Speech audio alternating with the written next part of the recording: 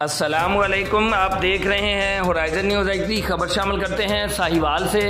DPO Sahiwal Sardar Sadiq Khan Baloch की हिदायत पर और DSP city circle Mahar Yusuf की हिदायत पर एसएचओ थाना फ्री टाउन मोहम्मद वकास ढक्कू और चौकी incharge Kot Khadam Ali Mohammad Zafar Khan sub inspector ने कार्रवाई करते हुए कोहबा खाना से 4 का मुलजमान नासिर महमूद, मोहम्मद अब्दुल्ला, आबदा परवीन, फौजिया बीबी मुकदमा 944/22 दर्ज करके पाबंद सलासिल कर दिया और मुलजम तारिक साहब का रिकॉर्ड याफ्ता और आवारागर्दी करते हुए 2 कस मोहम्मद वकास, मोहम्मद आसिफ कौम ओड को गिरफ्तार करके पाबंद सलासिल कर दिया।